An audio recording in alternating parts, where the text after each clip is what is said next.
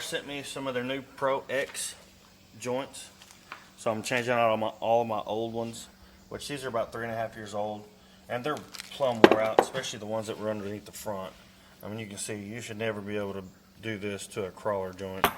They're usually way more stiff than that, and I couldn't move this by hand. Oh, and I've got to rebuild the frame end also, which I've got all the right sockets and stuff to do it, big one and small one. But these are the two bushings I'm going to replace them with.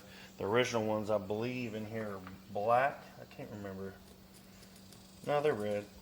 So just basically the same exact bushings that came out of it, I'm putting back in it. So, but it's time. All these joints have been super, super loose. I mean, what's this little one here? Look at this little dude.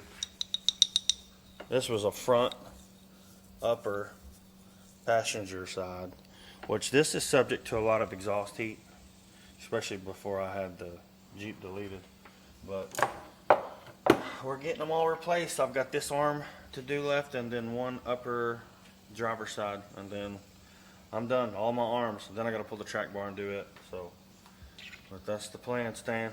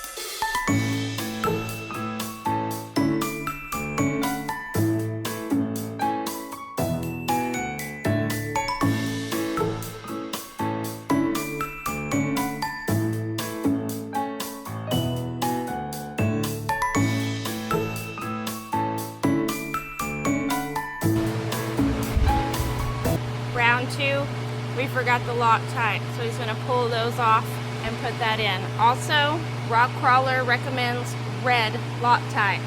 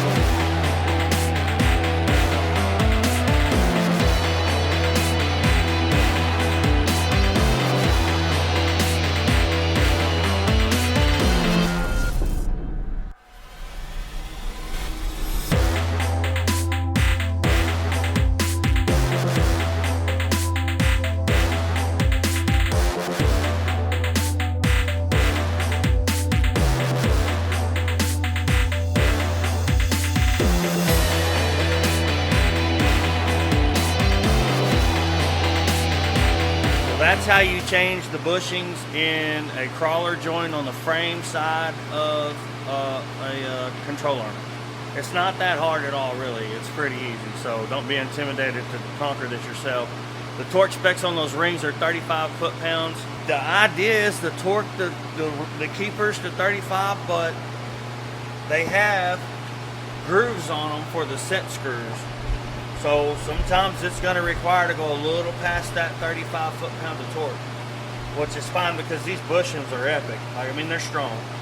So I wouldn't worry about it. I'm not going to worry about it. If you guys have any questions, drop a comment below. We'll be happy to answer anything you got. Peace out. Bye.